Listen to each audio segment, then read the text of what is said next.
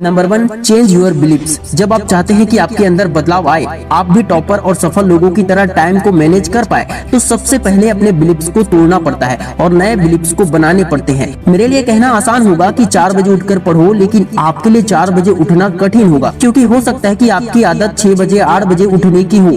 आदतों से he believes बनते हैं। आपका माइंड कहेगा मैं 4 बजे नहीं उठ सकता, इसलिए सबसे पहले बिलीव्स को बदलो कि आप जब चाहोगे, जैसा चाहोगे वैसे पढ़ाई कर सकते हो। 3 बजे भी उठना चाहोगे तो उठ सकते हो। मैं तो आपके पूरे दिन के टाइम मैनेजमेंट का शेड्यूल बता सकता हूँ, पर क्या आप पुराने सोच, अपने पुराने बिलीव्स के रहते मेरे द्वारा बताए गए बातों को फॉलो कर पाएंगे?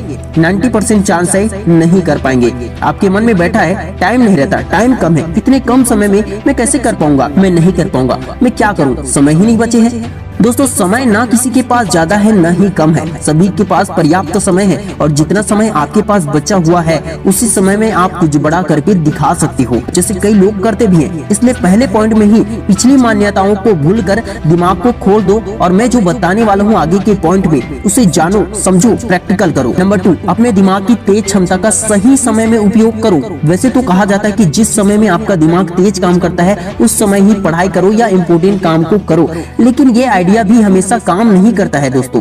दिमाग की तेज क्षमता हर समय, हर जगह, हर स्थिति में काम करती है। हमें बस अपने दिमाग को एक हिंट देना होता है, एक बड़ा रीजन देना होता है। जब दिमाग को सही डायरेक्शन या हिंट मिल जाता है ना, तो दिमाग तुरंत एक्टिव मोड में चला जाता है, चाहे वो किसी भी टाइम में हो, दिन हो, रात हो, दोपहर हो, कोई भी टाइम हो, हर समय एक्टिव हो सकता है। एग्जाम्पल के लिए, अभी आप अपने पढ़ाई के लिए सतर्क हो, आपको एहसास हो रहा है कि आपका एग्जाम नजदीक है और आपको पढ़ना ही है, इसलिए कुछ महीने पहले जितना पढ़ाई आप कर रहे थे ना, उससे ज्यादा ही अभी आप पढ़ रहे होंगे।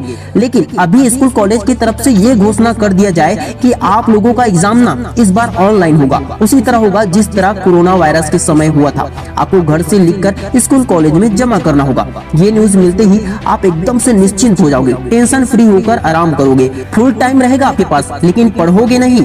इसके अलावा अगर ये कह दिया जाए आप लोगों से कि इस बार एग्जाम मार्च में नहीं बल्कि जनवरी में होगा, तो आप अभी जितना पढ़ रहे हो ना उससे 4 गुना ज्यादा रफ्तार से पढ़ना स्टार्ट कर दोगे। सिलेबस उतना ही बड़ा होता है, लेकिन सिचुएशन चेंज होने से दिमाग एक्टिव या फिर इनएक्टिव हो जाता है। पढ़ने के लिए आपको जितना समय दिया जाएगा आप उतने ही समय में पढ़ लोगे। आपका एग्जाम 2 महीने बाद होगा तब भी आप उतना ही पढ़ोगे, अगर आपका एग्जाम 4 महीने बाद होगा तब भी आप उतना ही पढ़ोगे। इसलिए आज से दिमाग को एक्टिव मोड में ले जाओ, उसे कोई बड़ा कारण दो जिसके बाद ही वे तेजी से काम करेगा और समय पर ही आपके काम को खत्म कर देगा।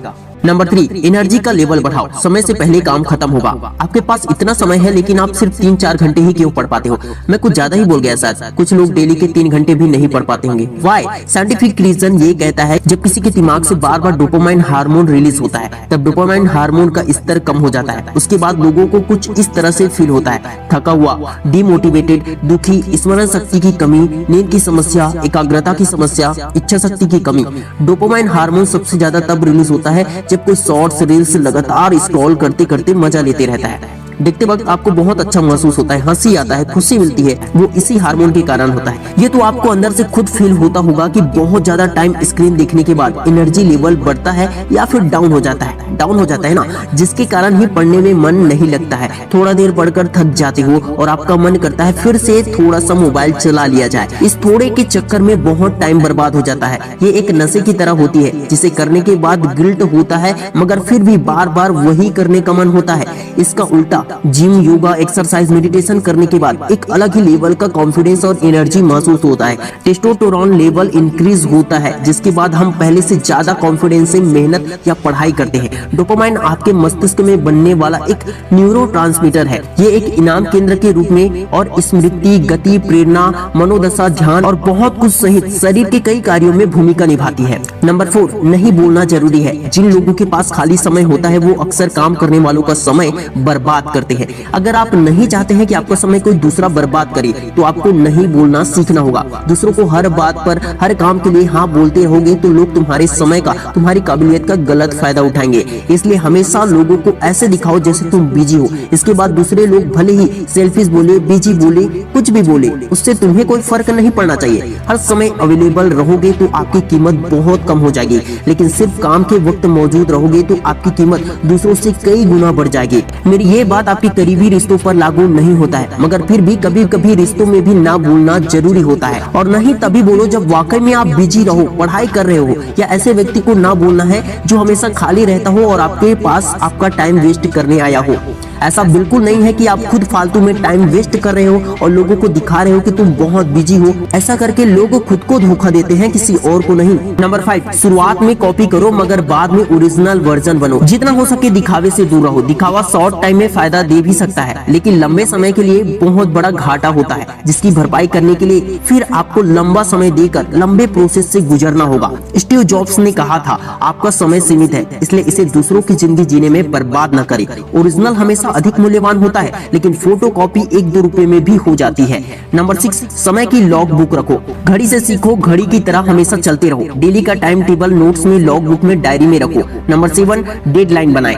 किसी भी काम को पूरा करने के लिए समय सीमा का होना आवश्यक है। यदि समय की पाबंदी न हो तो कोई भी काम पूरा नहीं हो पाएगा। यदि स्कूल में 3 महीने बाद, 6 महीने बाद एग्जाम न हो तो फिर स्टूडेंट सीधा वार्षिक में तैयारी करेंगे, जिससे उनके मार्क्स और भी कम आएंगे, क्योंकि अधिकतर स्टूडेंट जब पेपर या टेस्ट होता है ना, तभी रिवीजन करते हैं। डेडलाइन बनाओ और उस डेट टाइम तक अपना कोर्स कंप्लीट करो। नंबर 8, प्रोक्रास्टिनेशन की आदत छोड़ो। काम को टालने की आदत के बारे में मैं बार बार बोल चुका हूँ। काम को टालने की आदत छोड़ दो, नहीं तो कामयाबी तुम्हारा साथ हमेशा के लिए छोड़ देगी।